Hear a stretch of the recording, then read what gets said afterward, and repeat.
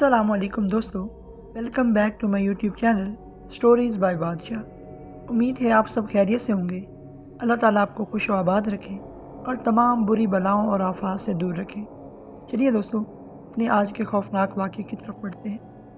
یہ بات چند دنوں پہلے کی ہے، آپ کو یقین آئے یا نہ آئے، لیکن یہ ایک خوفناک سچا واقعہ ہے۔ بہت سے لوگوں کو بھوتوں پر یقین نہیں آتا، لیکن جس کے ساتھ خوفناک واقعہ پیش آتا ہے صرف وہی جانتا ہے کہ بھوت اس دنیا میں موجود ہے۔ آپ یہ تو جانتے ہی ہوں گے کہ مدھیہ پردیش میں بہت پرانے قلعے واقع ہیں۔ یہ ایک اسیر گڑھ کے قلعے کا خوفناک واقعہ ہے۔ کچھ دوستوں نے اس قلعے میں گھومنے کا پلان بنایا اور سب کو شام کو آنے کو کہا۔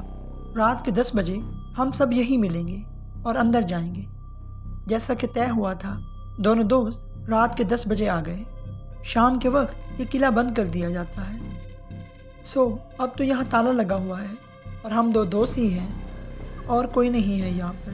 اب ہم نے دیکھا کہ یہ تو بند ہے۔ پھر ہم نے جب دروازے کی ادھر ادھر دیکھا تو ایک راستہ نظر آیا اور دونوں دوست اسی راستے کی طرف چل دیے اور اندر گھومنے لگے۔ گھومتے ہوئے وہ بات کی جو کرنے کی تھی کہ یہ قلعہ تو بہت سال پرانا ہے۔ ان میں سے ایک چھت پر چلا گیا اور جبکہ دوسرا نیچے گھومتا رہا۔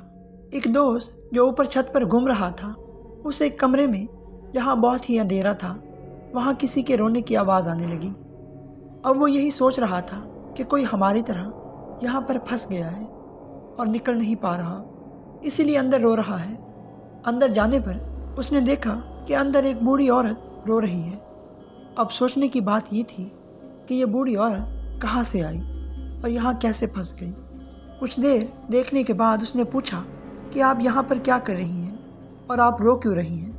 دوستو، اس واقعے کو مزید آگے بڑھانے سے پہلے آپ سب سے ریکویسٹ ہے کہ ہمارے چینل کو سبسکرائب کر دیں اور بیل کے آئیکن کو دبا دیں تاکہ ہر آنے والی ویڈیو سب سے پہلے آپ کو ملے۔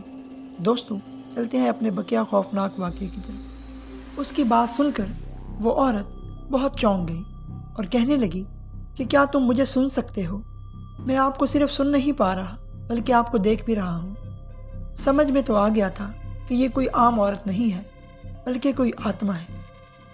وہ بالکل بھی ڈراؤنی نہیں لگ رہی تھی اور ڈر تو بالکل بھی نہیں لگ رہا تھا۔ اب سوچنے کی بات یہ تھی کہ اب تک اور کسی نے اس کو محسوس کیوں نہیں کیا۔